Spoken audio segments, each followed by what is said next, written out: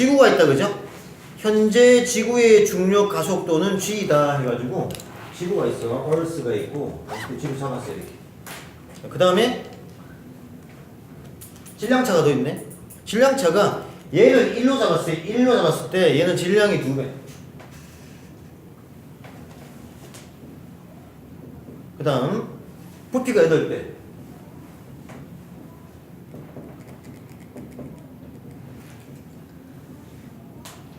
자, 8배가 있다. 만약 지구의 질량이 지금의 2배.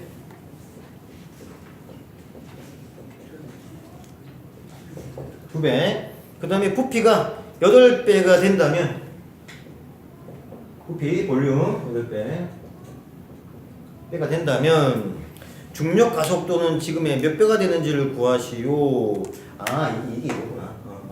미안하다. 이게 이거네. 쓰다 보니까 같은 말을 쓰고 있다, 그지?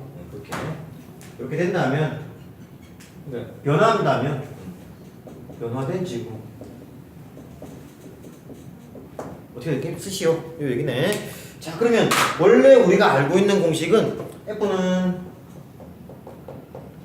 G R 제곱 뭐 라지 M 스몰 M 할까? 라지 M 곱하기 스몰 M 질량이죠 이게. 이렇게 곱할 수가 있어요. 그게 뭐냐면 mg가 되는 거예요. 이렇게 질량 곱하기 중력 가속도 값이 나오는 거지. 자, 그런데 변형을 하게 되면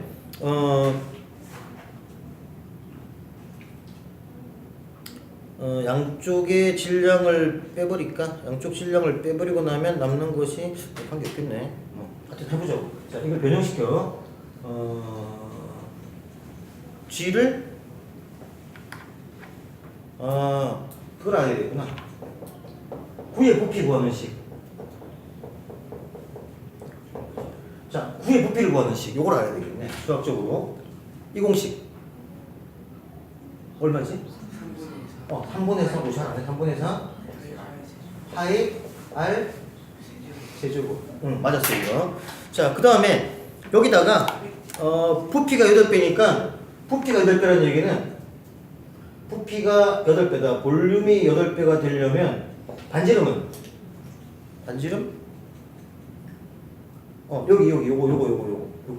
요거는 몇 배가 돼야 되죠?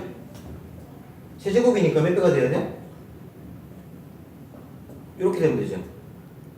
그죠? 2배면 되겠는데 2배. 그죠? 2배가 되면 돼. 자, 그리고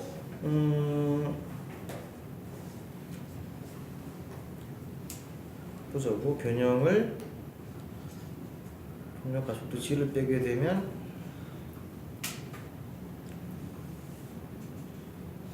그냥 중력 가속도를 빼버리고 이거 아직 이걸 모르니까 중력 가속도 빼버리고 바로 계산합시다. F는 R 제곱 mm 이렇게 합니다.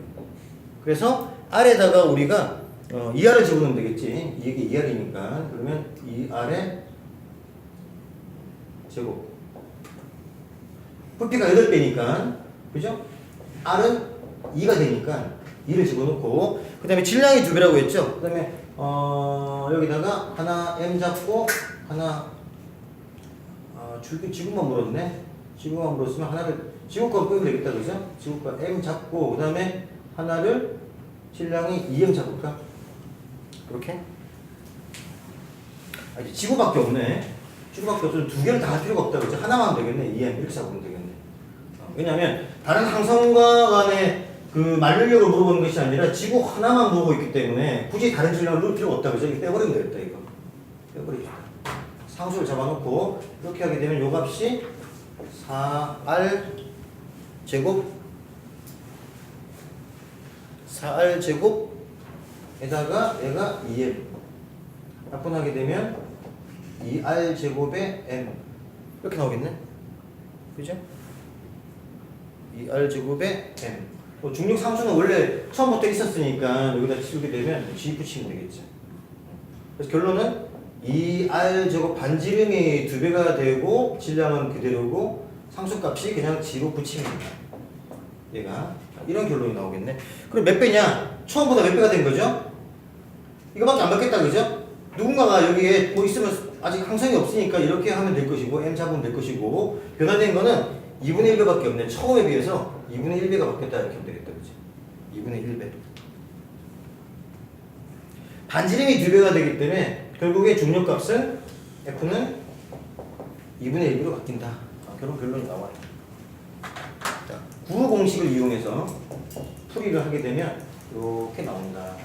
이거는 왜 라지엠을 안 넣냐면 다른 항성과의 비교가 아니고 지구 혼자만의 비교이기 때문에 그냥 지구값만 넣으면 된다 이런 거죠.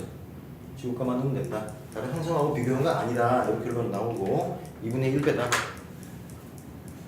자, 여기까지만 하고 진도를. 자, 줄에 추를 매달면 추에 중력이 작용하여 외력이 되는 거죠. 여기 추가 내려가려고 하는 중력인데 mg가 되겠지. mg. 추의 질량 곱하기 중력 가속도. 자, 아래쪽으로 당기고 줄은 그 위로 반대 방향으로 위로 당긴다. 그림 오른쪽 그림 가에서 줄의 임의의 P점을 딱 잡아가지고 그 끊기는 그 지점을 말하는 거지 이게 하고 그 점보다 윗부분을 A 아랫부분을 B라고 하면 그림 나의 P점 단면을 A, B로 나눌 수가 있다. 분리했다는 얘기죠.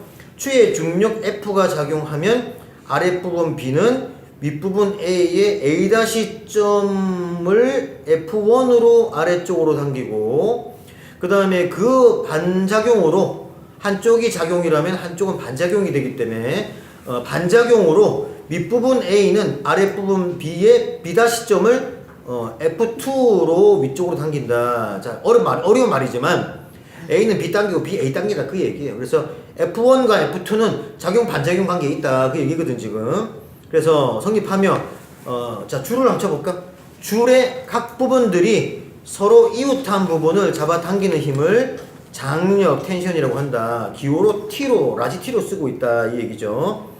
줄의 무게를 무시하면 장력의 크기는 줄의 어느 점에서나 매력 크기 밑으로 당기는 힘이죠. 또는 줄 중력 또는 당기는 힘과 같다. 자, 줄 쳐봐요. 장력은 줄을 이루는 원자들이 서로 잡아당기고 있는 전자기력 때문에 생기는 것이다. 다시 말하면 장력이 왜 생기냐? 밧줄마다 끊어지는 그 부분마다 위로 아래로 원자들이 서로 당기고 있기 때문이다. 그 힘을 우리는 전자기력이라고 한다. 근데 그 전자기력을 보다 더 세게 주게 되면 그 줄은 끊어진다. 그런 얘기를 하는 거라. 자, 그 다음 마찰력. 마찰력도 방해하는 힘이라서 우리가 장력을 마이너스 F로 쓸 수가 있고 마찰력도 마이너스 F로 쓸 수가 있어요. 그러니까 장력은 참 아직 T로 쓸 수가 있죠. 자, 아직 T로인데 반대 방향으로 누구의 반대 방향이냐? 외력의 반대 방향으로 같은 힘이다 이렇게 보면 되고 그 다음에 마찰력도 우리가 마이너스로 그냥 쓰고 있어요. 근데 얘도 우리가 당기려는 힘과 움직이지 않는다면 마찰력은 같다는 조건이 되는 것이. 당겨지면 마찰력이 작은 것이고 당겨지지 않으면 마찰력과 외력은 같다라고 볼 수 있는 건데 전에 잠깐 설명한 게 이제 뭐가 있었냐면은 최대 정지 마찰력, 최대 마찰력이 있었어요. 그래서 내가 어떻게 이제 그때 설명을 했냐면 이렇게 볼 수가 있어요. 이렇게 볼 수가 있고 잠깐 내가 설명하고 넘어갔죠 앞에서 그죠? 이게 할 거다라고 설명했어요. 자, 요 경우는 물체가 정지하는 동안이에요. 정지하는 동안. 지금 얘는 그래프가 56페이지에 오른쪽에 중간에 나와 있어요. 자, 요거를 미리 설명하고 내가 책으로 들어갈게요. 자, 뭐 관계없이 이쪽은 마찰력이고 F 마이너스 F 마찰력. 구하는 방식은 마찰력 F는 뮤 mg로 구하면 돼요. 뮤 mg. 자, 마찰 계수 마이너스 값이기 때문에 마이너스 잡으면 되는 거죠 이렇게. 자, 그 다음에 x축 값은 외력이에요. 그냥 힘 F. 자, 그 다음 외력과 마찰력 관계에서 얘는 수직을 성분으로 계속 올라오고 있다는 걸 알 수가 있어요. 그러면 마찰력이 증가하면 외력도 증가하고 외력이 증가하면 마찰력도 증가하는 거야. 근데 요 구간 중요한 이 구간은 계속해서 올라가고 있다는 거지. 쭉 마찰력이 증가하고 있죠. 그죠? 마찰력이 증가한다는 얘기는 뭐냐면 외력과 마찰력이 같다. 자, 이 순간 외력과 마찰력은 동일하다. 이걸 알 수가 있다고. 마찰력과 외력은 동일하다. 그래서 끊어지지 않고 계속한다. 그런데 어느 순간 되니까 뚝 정지했어. 그 다음에 뚝 아래로 내려갔어요. 무슨 얘기냐? 마찰력이 감소했다. 그런데 마찰력이 아주 없어진 게 아니야. 마찰력이 이만큼이 이렇게 존재해요. 자, 이건 어떤 경우냐? 바로 운동을 하는 경우. 그래서 얘를 뭐라 부르냐? 우리는 얘를 운동 마찰력이라고 부른다. 그러면 운동 마찰력이 주어지게 되면 어떤 물체를 내가 당겨? 자, 어떤 물체를 당겼어요. 이렇게 5kg짜리를 당겨. 자, 그런데 마찰력이 있다. 마찰력이 얼마냐면 운동 마찰력이 2N이다 하게 되면 알자의 힘은? 알자의 힘은? 순산입니다. 그죠? F는 왜? 마찰력이 마이너스이기 때문에 8N이잖아요. 그럴 때 가속도를 구하시오 하게 되면 이렇게 구해야 돼요. 이렇게. 그냥 구하는 게 아니고 이럴 때 가속도. 마찰력을 무시한다 하게 되면 이게 필요 없는데 마찰력이 있다 하게 되면 그 마찰력을 뺀 힘이기 때문에 얘를 구해야 된다. 그래서 질량 5kg분의 8N이다. 값이 달라져요. 그냥 무지막지하게 그냥 얘를 곱해버리면 안 돼. 이게 아니고 얘는 알자의 힘을 써라. 그래서 알자의 힘을 중시하는 거예요. 여기서. 왜? 운동하는 경우도 마찰력이 존재하기 때문에. 자, 이거 어떤 경우냐면 이런 거 있죠.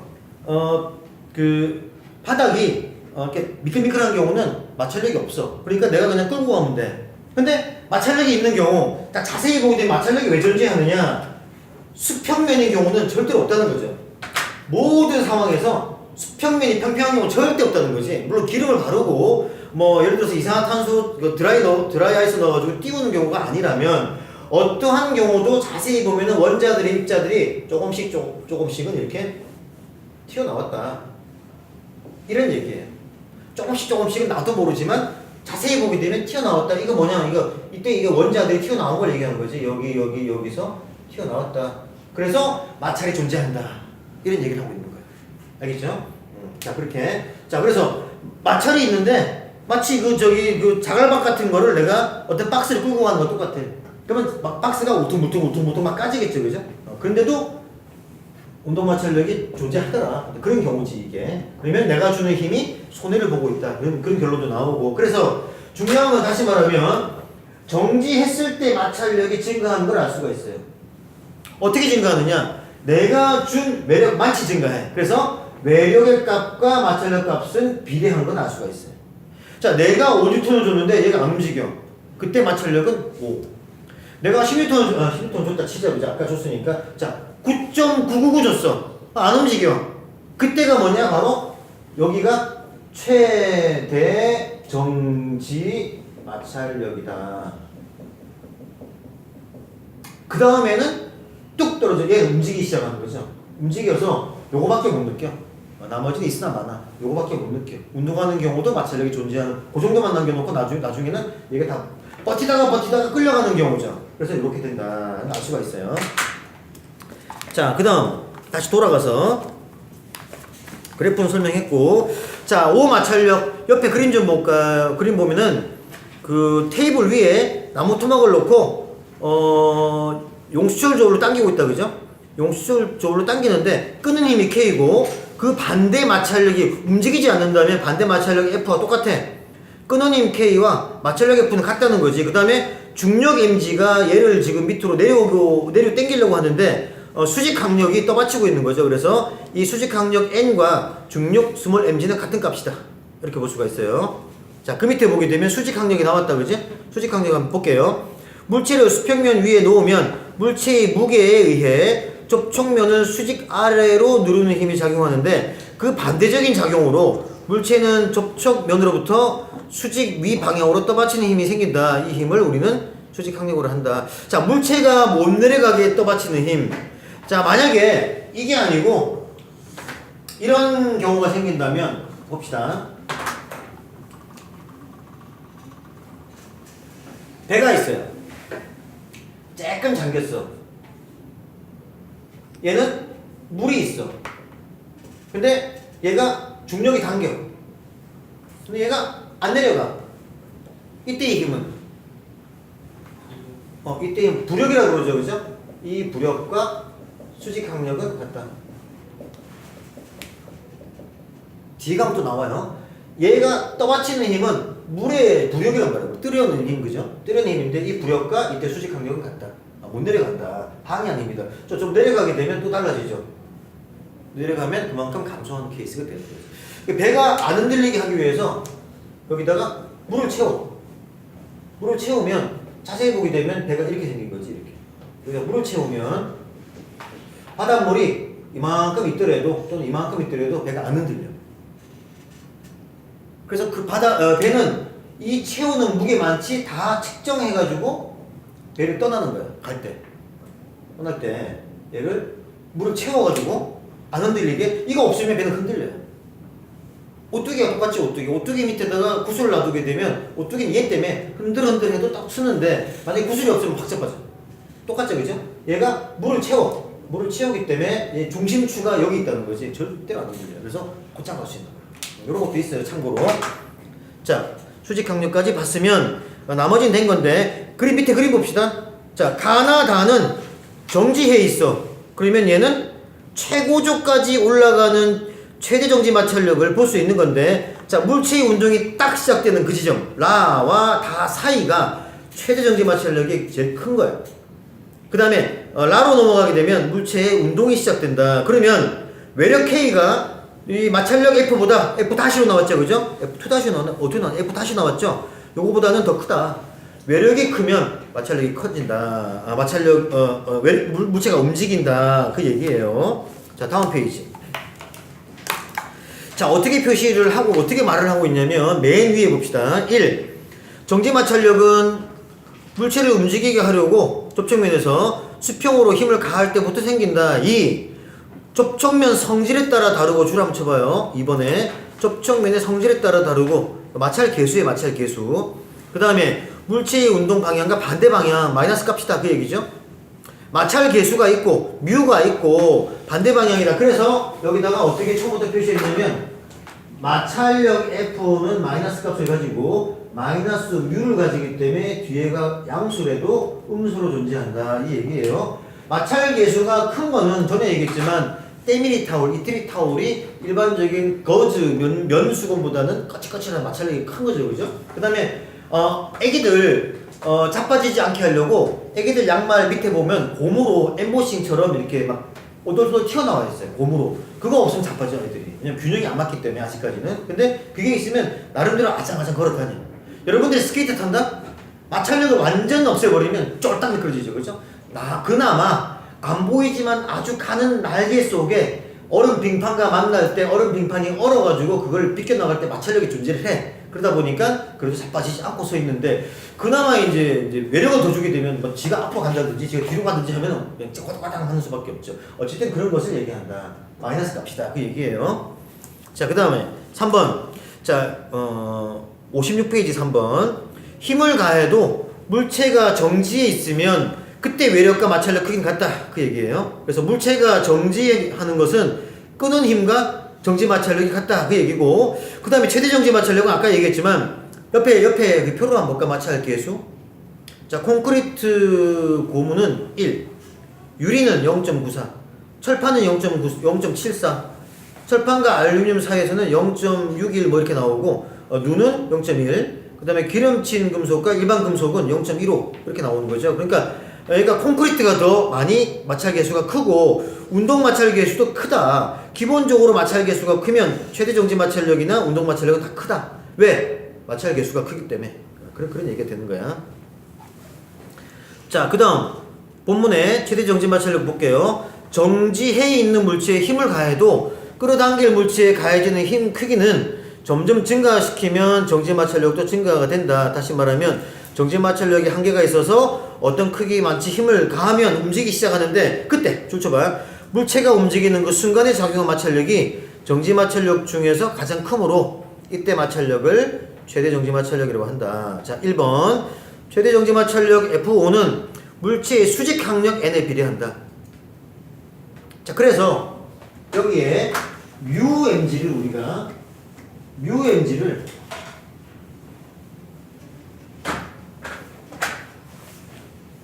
마이너스 F는 마이너스 뮤 mg. 그런데 수직 강력 n이라는 것이 mg와 똑같아요. 떠받친 힘이거든요. 그러니까 물론 떠받쳐서 내려가진 않겠지만 중력이 대한 상수를 가지고 있고 질량에 비례하죠. 다시 무슨 값이냐면 뉴턴 값이 뉴턴 값이죠. 무게와 같지, 그죠? 그런데 여기에다가 mg를 빼고, 여기서 말하는 거는 mg를 빼고 수직 강력으로 넣어줘라. 그러면 공식이 어떻게 바뀌냐? 뮤 n으로 바뀝니다. 수직 강력으로. 마이너스 값은 똑같아. 자, 그 얘기 하는 거야. 자, 그래서 최대 정지 마찰력 F5는 수직 강력 n에 비례한다는 얘기가 바로 이 얘기예요. 이 자체가 마이너스이기 때문에 얘도 마이너스다. 자, 그런데 2번 최대 정지 마찰력은, 자, 춤춰 봐봐요. 접촉면의 넓이에는 관계없고 면의 성질에 비례한다. 자, 뮤 값이다. 뮤. 이거 그리스어 중에 하나인데 뮤라고 읽습니다. 뮤. 그 다음에 2번 됐고, 3번 최대 정지 마찰력은 정지 마찰력 중 최고로 큰 값이고 뮤는 보통 1보다는 작다. 개수가 그렇다고 해서 1이 넘어가는 경우 잘 없다. 그 얘기예요. 자, 운동 마찰력 뭐 됐고, 세 번째 줄에 봅시다. 물체가 운동하고 있는 경우에도 마찰력이 작용하는데 이때 우리는 마찰력 F-를 운동 마찰력이라고 한다. 키네틱 그 폴스라고 한다. 그 다음에 1번 운동 마찰력 F-는 물체의 수직 강력 n에 비례한다. 그러니까 떠받치는 힘이 크면 마찰력 커진다, 그 얘기죠. 떠받치고 있는데 얘가 마찰력이 없을 리가 없잖아, 그죠? 그래서 또 많이 잘 떠받칠수록 그만큼 마찰력이 커진다, 그 얘기하고 있는 거예요. 그 다음에 2번 운동 마찰력은 접촉면의 성질에 따라 달라지지만, 쫓아봐요. 물체의 이동 속도와는 관계가 없다. 자, 그러니까 마찰력은 자체 문제지 물체가 빨리 가고 느리게 가고는 문제 삼지 마라, 이 얘기예요. 접촉면의 상태와 관계가 있다, 이게 얘기하는 거죠. 자, 3번 힘이 작용하고 있지만 물체가 등속 운동을 하면 외력과 마찰력 크기는 같다, 그거죠. 등속도 운동이라는 것은, 자, 또 얘기지만 등속도 운동한다는 얘기는 알자의 힘이 있다 없다? 없다. 자, 만약에 이렇게 내가 힘을 외력을 줬지만 10N을 마찰력이 10N이 돼가지고 어떻게 정지 마찰력을 끊고 내가 이동했어. 그래서 서서히 등속으로 가고 있어. 그러면 등속도 운동이라는 얘기가 나오게 되면 얘는 무조건 하고 무조건 하고 여기 미친 알자의 힘은 0이라는 것을 알 수가 있다. 이렇게 규정을 하면 돼요. 무조건 알자의 힘은 0이다. 뺀값이 0이다, 그 얘기죠. 자, 그 다음에 마찰력이 생기는 원인은 밑에 설명을 하고 있으니까 여러분들이 봐주면 됩니다. 그 다음에 예제 문제는 아까 얘기했듯이 요거는 빼버리고 뒤에 문제 중에 같은 게 있으면 우리가 한번 풀어봅시다. 잠깐만. 이렇게 설명했죠. 자, 용수철이 있어. 여기까지. 얘가 지길이. 원래 지길이야. 여기까지가 길이고, 그 다음에 내가 얘를 당겨서 늘어났어. 늘어난 길이가 x. 자, 그러면 나는 외력을 줬죠. 외력을 줄 때 이 외력만치 당겨왔는데 얘가 어떻게 되느냐? 반대 방향으로 돌아가려는 복원력, 탄성력을 가진다는 거지. 그래서 내가 주는 힘을 F로 양수로 잡으면 왜 탄성력은 마이너스 F로 잡는다. 마이너스 값이다. 이렇게 봐야 돼. 그리고 요걸 어떻게 잡느냐? 요 탄성력 크기를 요걸 어떻게 잡을 것이냐? 물론 얘가 탁 놓으면은 내려갔다가 다시 올라오겠지만 또 누르는 경우도 있겠죠, 그죠? 자, 내가 당기게 되면 탄성력은 이 반대 방향으로 작용할 것이고, 내가 누르게 되면, 꽉 누르게 되면 이 방향으로 작용하겠죠. 방향은 달라져요. 자, 그런데 그 값을 어떻게 구하느냐? 마이너스 F겠지, 탄성력은 KX로 구해라. 그런데 지난번에 내가 뭐라고 얘기했냐면, 이 K 값은 상수 값으로 용수철의 재질이나 용수철의 온도에 따른 탄성력이나 따라 다 다르다는 거지. 뜨거운 온도에서 얘를 식히게 되면 그만큼 탄성력이 셀 것이고, 약한 곳에 식히게 되면 지난번에 볼펜 링처럼 끊어진다고 쭉 당기면 안 돌아가. 그런 것도 있어요. 그래서 상수를 우리가 정해놓고 쓴다, 그 얘기만 이제 하면 돼. 자, 훅 법칙을 설명했고, 내가 이게 훅 법칙이라고 전에 설명했어요. 훅 법칙, 훅의 법칙. 자, 1. 소송도 해야 되기 때문에 잠깐 봅시다. 맨 위에는 됐고, 그 다음에 두 번째, 네 번째 줄 탄성도 설명을 했고, 그 다음에 그 밑에, 그러나, 있죠? 둘, 넷, 다섯째 줄에, 그러나, 찰흙과 같이 힘을 없애도, 원래 모양으로 되돌아가지 않고, 가만히 있는 애들을 갖다가 우리가 소성이라고 한다. 그렇게 알아두면 돼요. 나중에 늘어나게 되면 안 들어가. 그럼 걔는 소성이 됐다. 소성이 생겼다라고 할 수 있는 거지. 자, 그 다음에 탄성 한계가 그래프가 우리 책에 나와 있는데 탄성 영역이 있어요. 그거는 땡기면 늘어난다 그 얘기고, 그 다음에 탄성 한계가 오면 그때는 영구 변형 영역이 있어가지고 막 얘가 안 늘어나기 시작해. 외력이 당기는 거죠. 당기는데 얘가 더 이상 안 늘어나려고 해. 파열점 오게 되면 뚝 끊어져. 자, 억지로 늘어난 게 탄성 한계인데, 그때까지 우리가 변형된 길이를 잴 수는 있어요. 근데 파열점은 뚝 끊어졌기 때문에 그때는 변형된 길이를 잴 수가 없다. 그런 얘기를 하고 있는 거예요, 지금. 그럼 그 밑에 훅 법칙. 자, F1이 정상인데, 요거는 이제 처음 길이를 F5를 제일 짧은 걸 잡았네. 예, 반대로 누른 게 아니기 때문에. 자, 제일 짧은 애가 F0인데, 처음 당기면 F1. 그때 외력도 F1이고 길이도 X1이 되는 거죠. 좀 늘어났다, 그죠? 그 다음에 F2만치 당겼어. 많이 당겼네. 그때 힘을 F2 변형된 길이를 X2라고 잡았어요, 이게. 근데 어쨌든 기울기 값은 X분의 F 값은 항상 일정하더라. 이 얘기인데. 자, 요걸 변형하게 되면 F는 KX를 변형하게 되면, 자, 구하는 게 뭐냐? 이 기울기죠, 기울기. 자, 기울기 값은 X 값이죠, 이게? 아니지, K 값이지. 상수 값이다, 그죠? 기울기 값은 X분의 F. 변형된 길이 분의 외력, 힘 또는 외력. 두 개 다 적으려고 했네. 자, 변형된 힘 또는 외력이다. 이렇게 보면 돼요. 이렇게 항상 일정하다. 만약에 용 수초를 바꾸면 바뀐다. 하지만 안 바꾸면 일정하다. 그렇게 나오는 거예요, 이게. K 값이. 자, 그 다음 그 밑에 먼저 볼게요. 자, 자연 상태에서는 K가 있고 X축에 0이 있어. 그런데 땡겼어. 그래서 왼쪽으로 갔어. 자, 그리고 얘를 놨어. 오른쪽으로 갔어.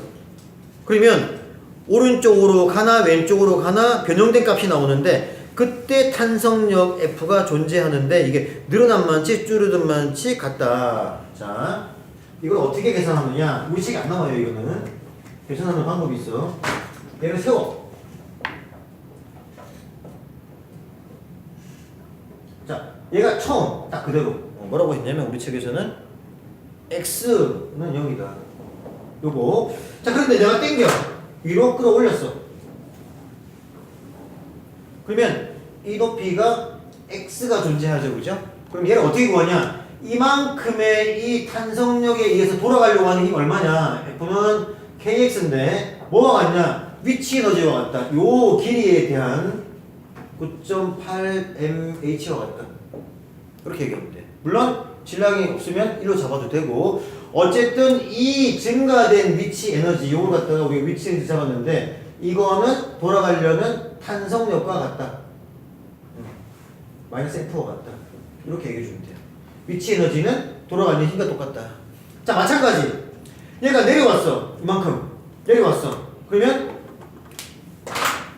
이렇게 됐겠죠, 이렇게. 물론 추가 있어요, 여기. 추가 있어서 추의 질량은 우리가 있다고 보는 건데, 자, 여기 이렇게 내려왔으면 내려온 또 길이가 있겠죠, 그죠? 이 내려온 길이를 마찬가지 감소량으로 잡으면 돼, 감소량으로. 위치 에너지의 감소량은 뭐냐? 증가된 운동 에너지다. 튀어 오르겠죠, 그죠?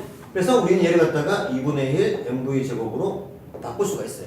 튀어 오르겠지, 얘가.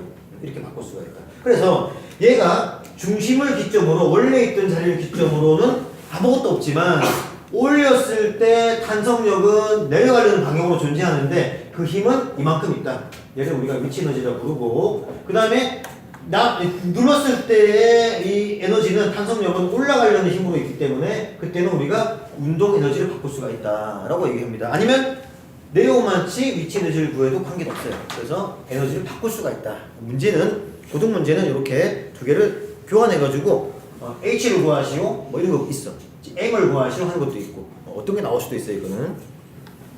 자 그다음 탄성력 부분은 설명을 다 했고 자 내려갈게요 이제.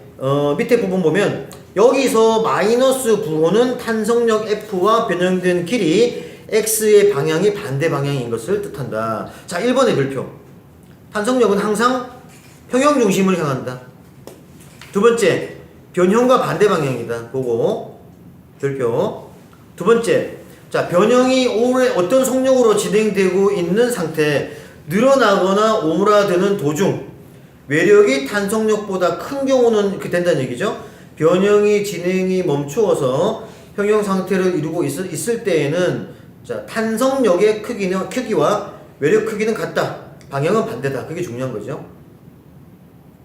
멈추고 있을 때. 그 다음에 용수철 상수 K는 자 거기 잘 표시해 둬봐요.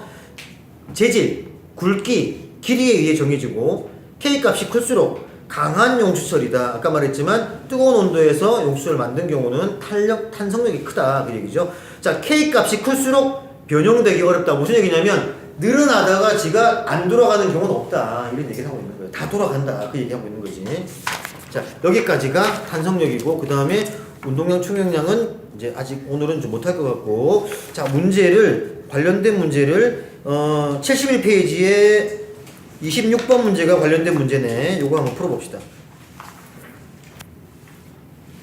26번에는 그 F값이 힘이다. 그죠? 늘어난 길이 값이 X지, X. 그래서 이 그래프는 F와 X에 대한 얘기인데 기울기 나오겠네. 그죠? 기울기 얼마?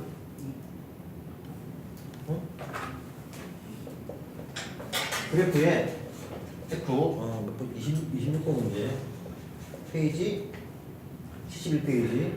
자, 이게 F고, 이게 X값이야.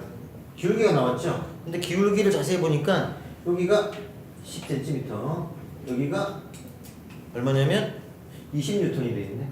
그죠? 3개. 자, 그러면 여기서 우리가 아는 공식이 탄성력은 KX.